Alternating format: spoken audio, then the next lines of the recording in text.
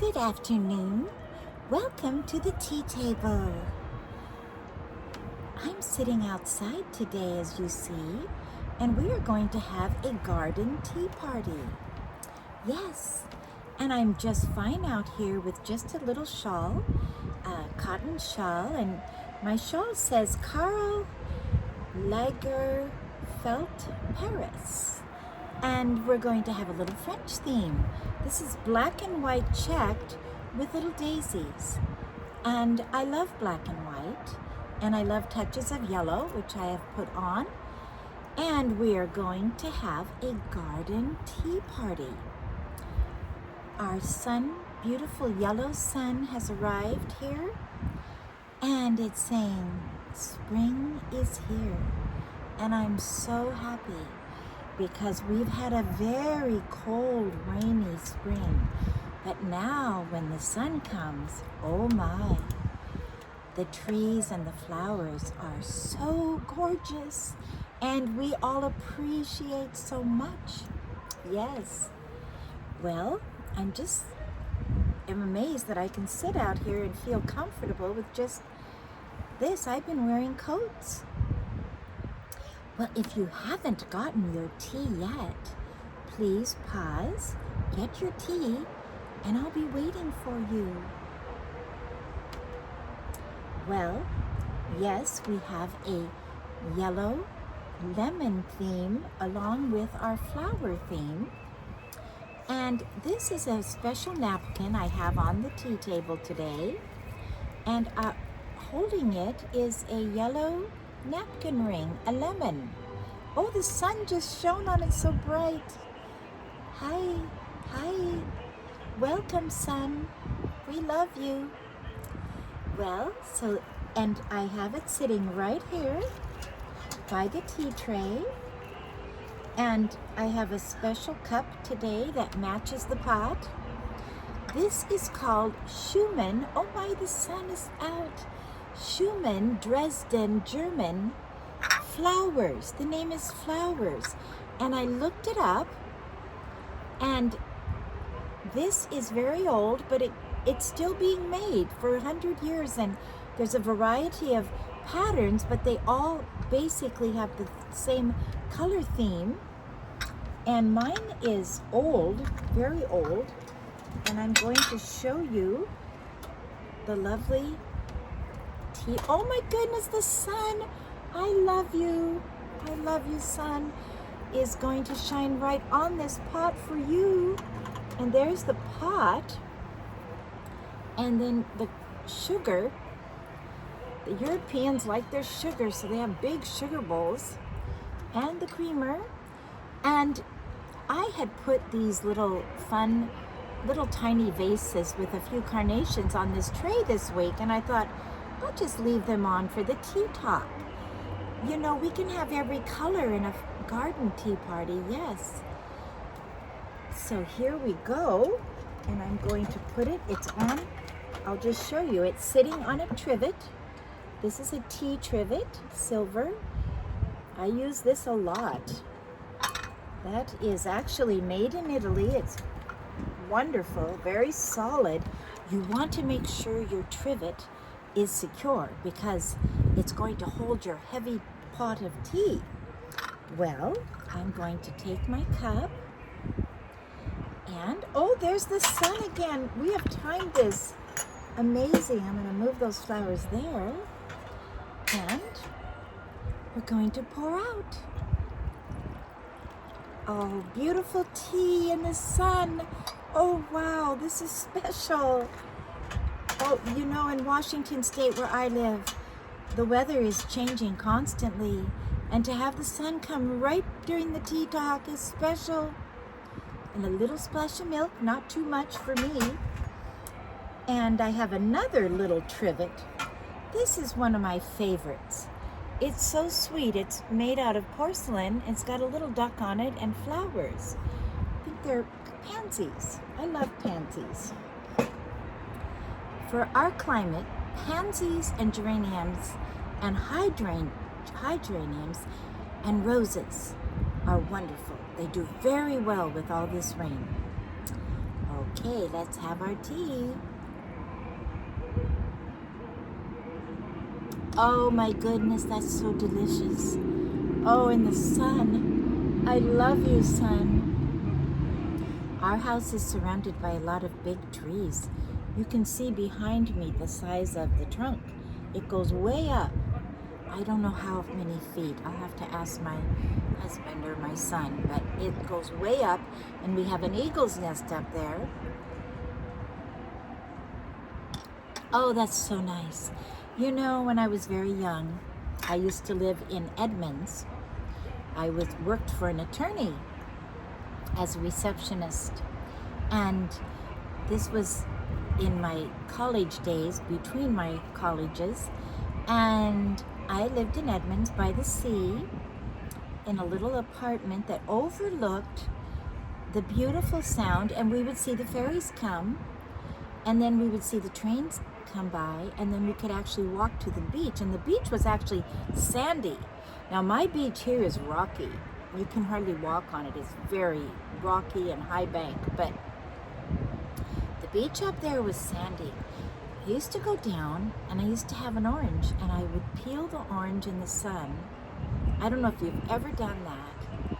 It tastes so wonderful. It has a flavor that you don't get. The sun just kisses it. Well, now for the treat. The treat is important. And I thought, for lemon, look what I have. Now this is one of the reasons I chose the lemon today, because it's so far away. I gotta pick this up and show you. But I have it, a lemon meringue pie, and I decorated the tray. I had extra lemon napkin rings, and so I just put them right around this nice pedestal dish, and then I'll show you if I can balance all this. I put it on this beautiful, beautiful plate. You know, this is an old plate I've had. I never am able to use these plates that, you know, you may have inherited it from a grandmother, and you'd say, how do I use a plate like that? Because you can only use so much at a tea table. But you know what I'm using it for? I'm just setting my pedestal pie right on top of it, and it's making a lovely display. Isn't that great? We can be so creative, and it's so fun when you find a use for something. You can probably tell I don't like wasting things. I don't like throwing things away that are good. I don't mind giving something to someone that is useful for them. But I like to truly conserve and use what I have. And because I don't throw things away, I have a lot of things that I've had for many, many years, and that were generationally given to me. And I think I'm not part of the throwaway generation. You know, I'm not part of the cancel culture. You know, I just finished a big report for my church history, and I'm going to read to you at another Tea Talk part of what I wrote for the early church. And the most outstanding characteristic that comes through when you read original documents, original writings, which you'll find in the Ante-Nicene Fathers and in the Apostolic Fathers. Now, if that may sound like a big word, Apostolic Father, what is that? It just means that it's a person who knew one of the apostles. And we have men like Polycarp. He was a martyr. He died at the age of 82, and he wrote beautiful things. He knew the Apostle John. He was a disciple. So you can actually know that these are not something that someone has written about them. These are actual original observations. And you have historians like Josephus, and he was a Jewish historian, and Philo. And you have Eusebius, the first real Christian historian that really kept records. Well, I said all that to say this. What emerges is a theme. And I've always thought, how could the little early church that starts with 12 disciples and then has a gathering after Jesus leaves in the book of Acts, they have the book of Acts, this Holy Spirit comes, and then you have the 70 meeting, and then power. They get power from on high, because Jesus has left, but he said, I'll send my Spirit to give you strength. Well, how did that little tiny motley group that they were not leaders of the government, they did not have high positions, they were not, many of them, several of them were fishermen. How did they literally turn the world upside down that by the year 325, when Constantine has the Council of Nicaea, half of the Roman world has become Christian? And you go, how did it happen? And I always think, why would someone want to become a Christian if they knew they might be thrown to the lions?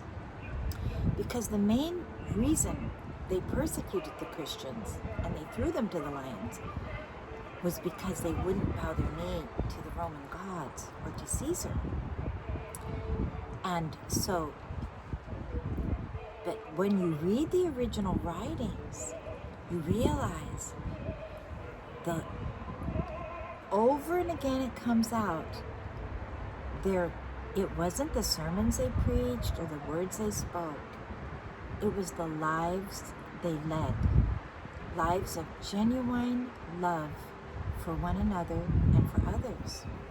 And even the Roman writers, many that eventually convert to Christianity, they'll say, these people are so different. They are even kind to their enemies. If they have money and you need help, even if you're a Roman enemy, they will help you. They will feed the poor. If you're sick, they will pray for you or bring you in their house and nurse you back to health. Isn't that beautiful? That's the kind of world that really God wants us to live in, is a world of love. And we can't change what other people do. We can't stop wars.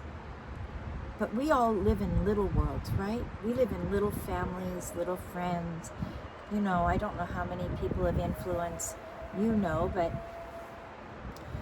most people, I don't know, they're probably on an intimate basis with very few, and then they have friends, and then they have acquaintances, and then they have people that they know and that know them. Well, so we feel we don't have a very big platform, right? But guess what? Little is much when God is in it. And that's what keeps coming through this message of the early church to me. And it's this: do what's in your hand. Whatever you have, do your best. Give your best. And you will be happy, and you will make others happy, and then they will make others happy, and it multiplies. So it does grow. Isn't that beautiful? And it grows in a way that we would never imagine, because good is stronger than evil. Ultimately, even though it may look dark, good will always triumph over evil. And there's that famous saying, from the Reformation, tenebris lux, the light follows the darkness. And so I thought, the tea talk, we want everyone to come. I want everyone to come to this tea table. Everyone's welcome. We don't exclude anyone. And we want you to feel inspired, and we want you to feel that you have empowerment to do your best. Now I want to tell you how my little lemon theme came today. I'll put my tea back.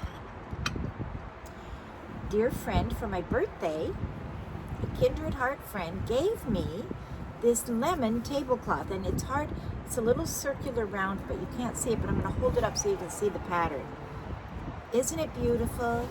And it is for outside because it has a finish on it. It's linen, but it won't stain and absorb, and you can brush it off. It's almost like a plastic without being a plastic.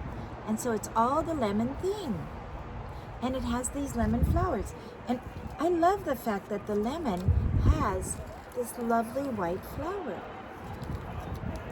Isn't that pretty?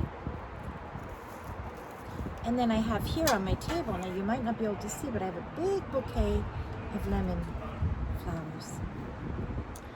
And I thought, you know, I'm wearing kind of I love black and white in the spring, is if there's enough white.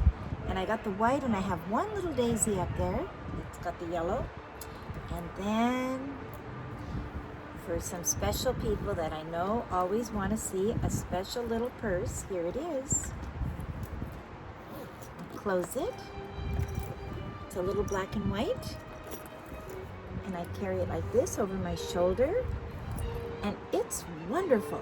I love this purse. It holds everything I need. And I can just carry it right over here. So my hands are free. And this is the back.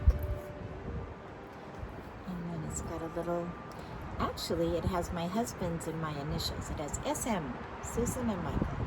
So I like that.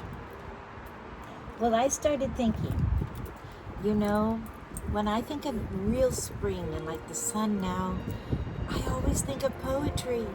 And I remember in my undergraduate college days, maybe my second year of college, I had English literature.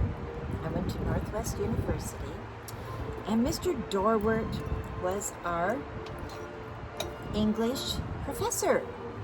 And he loved the romantic poets. And they just fit so perfect with the spring. And I remember we were reading Byron and Keats and Shelley and all the British, and you know, they all went to Italy and wrote their beautiful poems. And then we would read Shakespeare sonnets because it was English lit, the love sonnets. And they always talk about the garden and the spring. And it just fits. And I remember one day we all went outside. Northwest College is in Kirkland, Washington. It sits in my dorm room in those days. I had a complete view of Lake Washington and the Olympic Mountains. It would have been like perhaps a mile away, but I saw it all out of my dorm room. And then we could walk down to Little Kirkland, and we had so much fun. You know, no one had cars in those days. We just walked and had a little thrift shop down there called Saints Alive, and we all found our deals and fun things. And I love those days. And Kirkland then was a little town, and Bellevue was a little town, and then Bill Gates came with Microsoft, and now it's a massive, massive place. I drove up there, I couldn't even hardly get through the traffic. But in our day, and Northwest sat on a hilly, kind of a hill with a lot of green grass and beautiful trees. And anyway, Mr. Dorwart took us outside and we read our poetry. And you know, that was one day in my life, but I always remembered it. And I think it's so important to do significant, different things with your children or with young people on a certain day they will remember. And that poetry has always been with me because of that. And then when I went over to Switzerland and I was going around Lake Geneva, you go around, and when you come to the place you're going to get out to go to Le Brie, it's a little town called Aigle. And then you get on a bus and go up the mountain, up the French Alps. But the way I knew where I was, because then when I left and came back the next time, the big castle of Chalon sits there on that lake. And it's old. It goes back to Middle Ages. Many people think that Dumas, the French writer, the Count of Monte Cristo and all of those books, he had that castle in mind. Well, Lord Byron wrote one of his most famous poems about that castle. And so when you travel around the world and you know some of the literature from different countries, everything connects. And it helps you learn, and it helps you remember. It really does. I believe poetry, music, art, they all go together. They go in your brain in a different way, and they give you something. So I thought, okay, a couple months ago, one of the tea ladies on here, dear friend, young woman, told me there is a contest to write a poem for tea with the tea company back east. So we all wrote poems, and I got so excited, I wrote 3 poems. They just came out. And my one friend said, well, why don't you send them all in? So I sent them all in, but it was a mistake because the lady wrote back later and she said, I'm sorry, but you can only submit 1.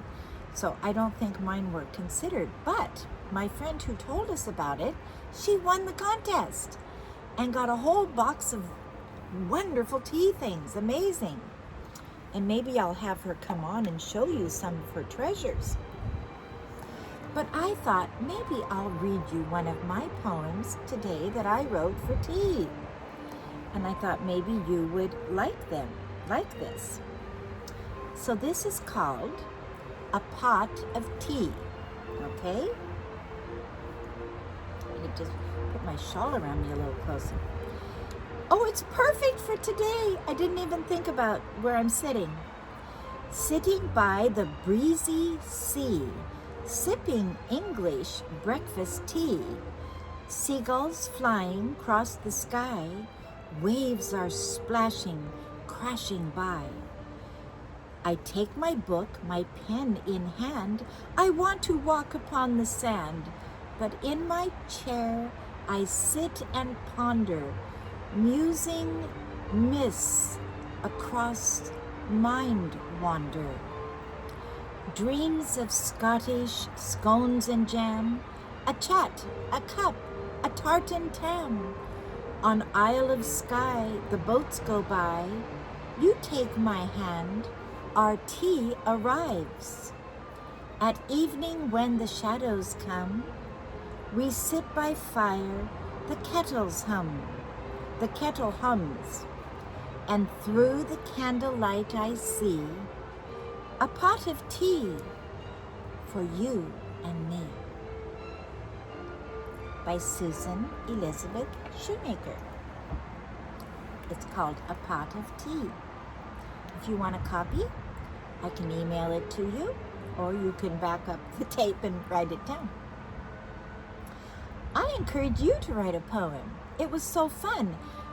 Like I said, I got 1 poem and then I woke up thinking of poems. It's like stirring up a gift within you when it's kind of latent for a while, but it's still there. And that's what my children's violin teacher used to say, because I said, oh, Helen, they're learning all of this. How are they going to retain it? She said, and she was very German from Berlin. She had studied in the Hochschule before World War II, between the wars. And Helen said, they will always remember it is inside, and when they need it, it will come out. And I thought, what a comfort. You could apply that to every area of life. We learn things, we think we forgot them, but they're in there. And when we need them, they will come out. Well, I encourage you today, if you're in a sunny spot, grab a little tray, bring it out and serve it to everyone. Everyone will love it. You'll have a good conversation. You'll be inspired. And the rest will be history. So as we enter the summer now, next weekend, I can't believe it. It's Memorial Day already. Wow. The spring has gone fast. Well, have a fabulous week.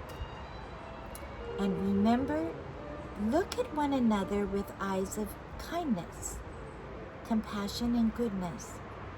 When you see someone and they do something that really disturbs you, I'll tell you what I do. I think, I wonder what they were like when they were 3 years old. And it gives you a different perspective. And then you see them as a human being. They have their needs. They've been through their difficulties. We want to cut each other's slack. Have mercy. Give a smile and overlook the negative. God bless you. And I hope you have a wonderful week filled with God's blessings. And I look forward to seeing all of you next time. And tell a friend. Go to the YouTube channel, push subscribe, the notification, and the like button, and you can pass on the good news. This T channel is dedicated to good news. We have good news. Okay, God bless. Thanks.